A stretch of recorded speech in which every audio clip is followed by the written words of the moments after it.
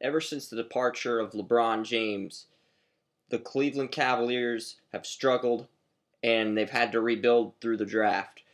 They got one breakout superstar with Kyrie Irving out of Duke with the number one pick in the 2011 NBA draft, then followed that up with power forward Tristan Thompson from the University of Texas with the fourth overall pick. The following year, they added shooting guard Dion Waiters from Syracuse with the eighth overall pick to get another starter, get some more continuity. This team's always had issues at center, but they brought in Bynum this year.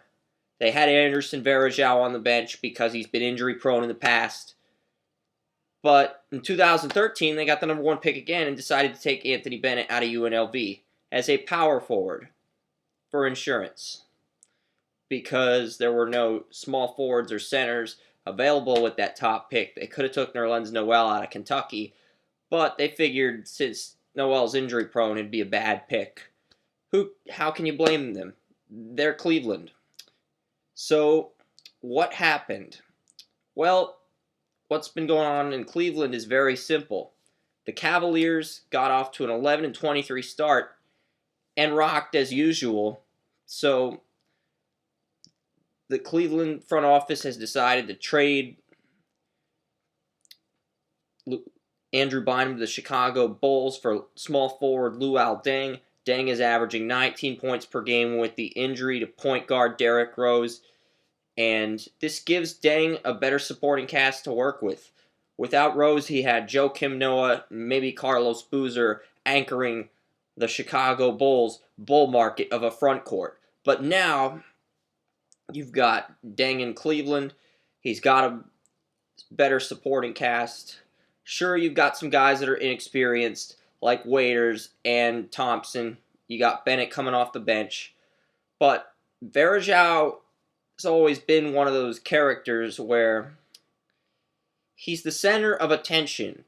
He never gets enough credit when he's healthy, and he's always doing something off the court, whether it's being injured or some off-season scandal or whatever.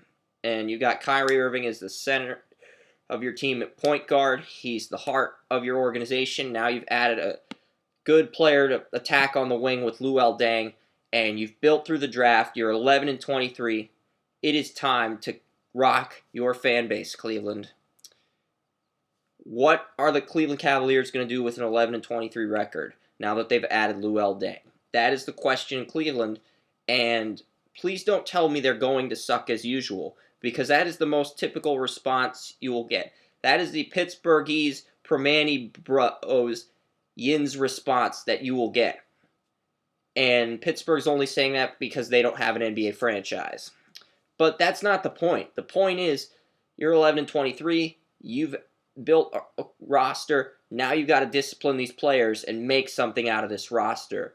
Because making the playoffs is realistic this year, considering the fact that only four of the teams in the Eastern Conference have winning records at this point.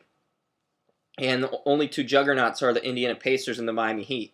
Sure, you'll probably get swept by one of them if you win out or you win a majority of your games and you squeak in as a 7 seed or an 8 seed, but it is so wide open at this point, you might as well go for it. You might as well take a shot.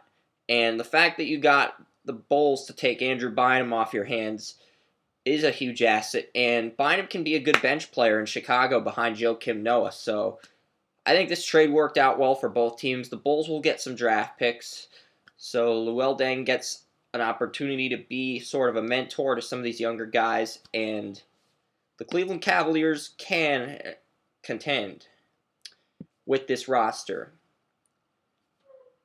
I'm just not sure they will live up to the hype because they're Cleveland. And Cleveland rocks without LeBron James.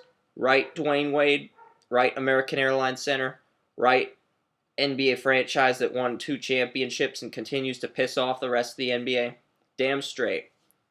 Back to you, National Basketball Association, because punks play pumpkin ball, as mentioned on Cowpote Radio. Thank God David Stern's retiring, and let's hope the Cleveland Cavaliers can turn their 11-23 performance around.